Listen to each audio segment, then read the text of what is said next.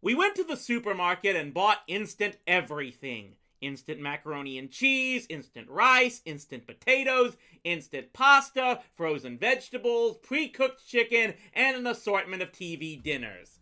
It was the instant hash browns Don set fire to as we were getting ready for our first day of work the next morning. I was still in the shower when I heard Plotnik's distant voice through the ventilation duct yelling, "Put it out, Mr. Cardone! Smother it! Put water on it! Don't burn down my building!" Wrapping myself in a towel, I ran out to find the apartment thick with black smoke. Ferguson and Don were standing there staring at a flaming frying pan. I threw open the sole window in the bathroom, which did little to clear away the smoke. Then I put my face right up to the ventilation duct and bellowed as loud as I could. "No problem! Just a little accident cooking breakfast. Everything's under control!" "I'm not deaf, Mr. Cardone," came Plotnik's reply. "Come down to my restaurant. I'll make for you a breakfast." By this time, the fire was out, but thick clouds of dense smoke were billowing from the burnt pan. "You have to use low heat," the peach was lecturing, "especially with this type of pan." "I give up!" Don threw his hands in the air. "I'm sorry I didn't take the peach fuzz course on how to do everything in the known universe. I'm a moron!" "Not a moron," said Ferguson, "just a pyromaniac." "Hey!" I stepped in between them. "Plotnik's got breakfast on for us in the deli." The inside of the Olympiad delicatessen was almost but not quite cozy. It was almost but not quite clean, and almost but not quite comfortable. Plotnik was the nerve center, cooking and delivering steaming plates of almost but not quite food to a handful of customers scattered throughout the deli's booths and tables. He presided over the counter like a king over his court, brandishing the lethal meat fork, his royal scepter. He waved us over to the corner booth where 3 glasses of orange juice and 3 steaming cups of coffee waited. "Good morning, Ferguson Peach, who is just only a house guest and not really living in my building," he said sarcastically, tossing an envelope in front of Ferguson. "So how come today you got a letter sent right here?" I looked at the return address and then the postmark. The Peach's mother, anticipating her precious child getting homesick early, had mailed the letter 3 days before we'd even left Owen Sound. Don looked completely disgusted. Ferguson was unperturbed. "I told my mother where to reach me," he explained blandly. "What are you, a brain surgeon, that you should be available 24 hours a day? Maybe I should change my restaurant to the Olympiad Delicatessen and Message Center, just in case the President of the United States needs to talk to you while you're just only a house guest who's not really living in my building." "The President probably won't call," said the Peach, turning his attention to his juice. With a haughty snort, Plotnik took our orders and came back 5 minutes later with 3 plates of scrambled eggs. The food may not have set us up for the whole day, but it sure lubricated our chassis. Plotnik's idea of breakfast was grease smothered in grease. Afterward, we settled back to let it all ooze down. "This place is great," sighed Don, interrupting Ferguson's cholesterol count. "This is the real world. Good old-fashioned food in a down-to-earth restaurant while you're living on your own and you're heading out to a day's work for a day's pay." I nodded enthusiastically. What's a little grease when you're having the summer of your life? "We'll probably be regulars here," Don continued, "and this will be considered our booth, and no one else will sit here, and—" "Hey, Mr. Champion!" piped Plotnik from the counter. "Get out of your booth and come pay your bill!" We paid up. Behind the cash register stood an old mesh playpen full to the brim with an assortment of hubcaps, each with its own price tag. My eyes met Ferguson's and we both shrugged at the same time. That was weird. Salami, yes, but hubcaps? Where did they fit in? No sooner did the thought cross my mind than there was a screech of tires and Plotnik stiffened like a pointer. We all watched as a dark sedan shot up Bathurst Street at top speed. Right before Pitt, a huge pothole yawned in its path. An enormous clang rocked the neighborhood, and suddenly a shiny, spinning hubcap was airborne. In a single motion, Plotnik reached under the counter, produced a butterfly net, and was out the door. He threw himself heroically in the path of the hurling cap and netted it with a delicate flick of the wrist. We joined in the applause. Flushed with triumph, Plotnik waddled back into the deli, rushed to the griddle to flip a pancake, and stopped to examine his prize. "Very good condition," he said with satisfaction. He slapped on a sticker that read 1995 and tossed the hubcap into the playpen with the rest.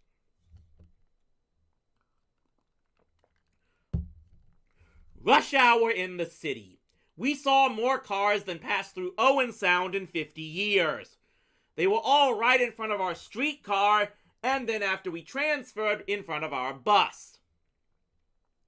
At 8:45, still sitting amidst the honking of horns and the cursing of drivers, we abandoned the bus and sprinted the remaining 12 blocks to Plastics Unlimited. The factory was a thing of beauty, and I know this because Ferguson couldn't think of a single thing wrong with it. It was a sprawling chrome complex in an area of light industry, and somehow it looked like success. I was really impressed when Don's uncle personal file clerk I was really impressed when Don's uncle's personal file clerk led us on a tour of the manufacturing plant. Plastics Unlimited was gearing up to fill an order for 800,000 of those little wands with the rings on the end that the little kids dip in soapy water and blow bubbles with. Finally, the tour was over, and we were led into the plush outer office and through the heavy oak door marked Harold P. Robb, President. Don's uncle looked like a taller, older version of Don. But apparently he didn't notice the resemblance because he leaped out of his padded leather chair and enfolded Ferguson Peach in a massive bear hug. "Donnie!" he bellowed jovially. "I know you anywhere! You look just like your mother!" No, Uncle Harry," said Don in consternation. "Over here, I'm Don." Right. Without embarrassment, he transferred his hug to the correct nephew. "Yes, I see now. Just like Miriam, my favorite sister." "My mother is Anne," Don reminded his uncle. "She's great too," said Mr. Robb, unfazed. "Too bad she moved to that little dumpy town up north somewhere. Let me see, what was the name of that place?" "Owen Sound," said Don. "Yeah, how'd you know?" Don was getting impatient. "I moved with her. I'm her son." His uncle was thunderstruck. "Miriam lives in Owen Sound too? Boy, we sure do lose touch. Well now, welcome to Plastics Unlimited. You three are going to be feeders. I want you to know that's a tremendous responsibility." I couldn't contain my excitement. "What do we do?" "Well, you feed a sheet of plastic into the stamping machine, which cuts out 24 bubble wands and sends them onto the conveyor belt to packaging." "And then?" asked Don. "And then you feed another sheet," his uncle replied. "That's it?" "That's it," he said cheerfully. "Until coffee break, then until lunch, then until 5. I felt my eyes glazing over. A guy who didn't speak English escorted us to our places in a huge assembly line, issued us safety glasses, wished us what sounded like "fuffle-liffer-thuffs," and left us to our fate. About 8,000 bubble wands later, I dared to look up and glance over at Ferguson. He had already run out of plastic sheets and, while awaiting a new supply, was gazing around with rapt interest. Now that was always a danger sign. When the Peach started thinking about something, chances were he was redesigning, fixing, and improving in his mind. Don noticed this too, and at coffee break made his opinion clear. "Look, Peach Fuzz, if you stick your nose into everybody's business and get yourself fired, don't expect Jason and me to support you." "I haven't said a word," Ferguson said blandly. "I'm too involved in this fascinating job." John flushed red. You think you're too good to work on an assembly line? During World War II, what made this country strong? Our production lines, that's what. Ferguson nodded sagely. I guess World War III is going to be fought with bubble wands. What are we going to use for ammo? Atomic soap? I had to step in. Cut it out, you guys. There's nothing wrong with our jobs. Everybody has to start at the bottom. At that point, the foreman stood up and bellowed, Flagel Dipler no spiff! And about 60 people went back to work, so we went too. It happened less than an hour before quitting time. I was carrying my bin of plastic cuttings to the recycling station when I noticed that Ferguson had left his machine. I spotted him seated at the production computer, explaining something to two fascinated engineers. I'll kill him, hissed Don behind me. You'll have to get in line. I was feeling pretty homicidal myself. Here we were, first day on the job, dying to make a good impression, and there was Ferguson goofing off playing with a computer. We both stood there signaling at the oblivious Ferguson until the foreman ordered us back to work. At least I think he did. I had developed the theory that noof spiff meant work. What language was that? All the way home, we gave it to Ferguson. As usual, the peach was totally calm. I didn't desert my machine, he explained, hanging on by 2 fingers to a leather strap while our packed bus sat in traffic. The chief engineer was having a temper tantrum, and he yelled that he couldn't understand why no one in the company was familiar with the Magnetronic 500 series computer, so I told him the truth. I know all about it. You were supposed to mind your own business, growled Don. Make sure it doesn't happen again. Don't worry about that, said Ferguson. The design software is all debugged now. Tomorrow, I can go back to the business of making bubble wands, for in a world without bubble wands, I do not wish to live. Score another one for the peach. Don seethed the rest of the way home. Bubble wands became as much a part of our world as breathing, eating, sleeping, and calling the police to ask about Joe's car. As the week went by and the numbers mounted toward that magical tally of 800,000, I started having dreams about traveling through the universe, trapped inside a giant bubble, blown by colossal lips through the great-granddaddy of all bubble wands. Don, too, was having bubble trouble in his dreams, and woke up each morning with the taste of soap in his mouth. Each day, we spent our commuting time counting up all the bubble sets we'd owned in grade school. We'd been so young, we thought they'd grown on trees or something. Not that some poor sap had to stand there all day, feeding dumb sheets of plastic into a dumb machine. I suppose I don't have to mention the interest factor, which was approximately 0. In fact, the only thing that kept us from lapsing into a coma on the job was the noise. The stamping machine made a crashing sound that would jar your back teeth loose. One night I caught Ferguson, crouched over Don's sleeping form on the couch, yelling, "Ka-chunk! Ka-chunk!" into his ear. The peach dove back into his bed just as Don awoke with a start, scared that he'd fallen asleep at his machine. The peach was like that sometimes.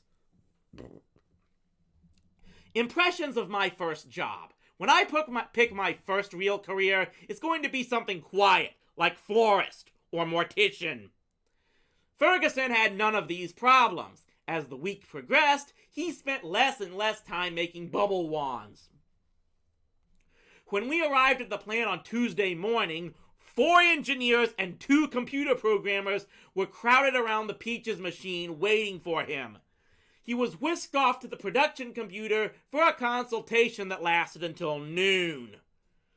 Back at his machine after lunch, the Peach barely had the chance to make a few hundred bubble wands before 2 men from the executive offices came and spoke at length with the chief engineer. In no time at all, Ferguson stuck his nose into that too, and soon he was typing away at the computer as the execs were laughing, applauding, and patting him on the back. Don was furious. You know what's going to happen when they count his production and see how many ones he didn't make today? He's putting all our jobs in jeopardy! I was looking at perplexity at the production computer. He certainly seems to be getting along well with all the muckamucks. Sure, he's goofing off, making friends while we work our butts off. It's only going to end one way. He's going to get canned. I shrugged. Well, if he does, he'll just have to find another job. Can't expect us to support him all summer. Don jammed a sheet savagely into the computer. I'm not feeding him. Peach Fuzz starves. The world will be better off.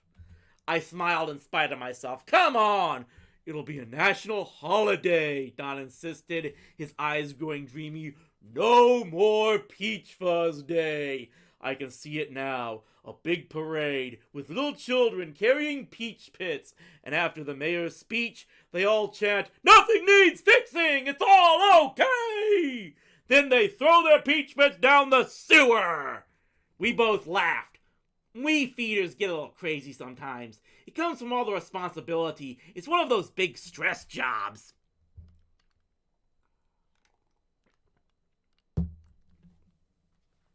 It was amazing how quickly One Pitt Street became home. We fell into a routine. Breakfast at the Olympiad, brown bag lunches, various snacks at home, and dinner out. That gave us a chance to explore a different part of the city every night, and soon we knew the bus and subway routes as if we'd been here all our lives. Ours was a quiet building, if you didn't count Plotnik and his big mouth. Our contact with the neighbors was generally nothing more than a polite smile or wave and a murmured good morning.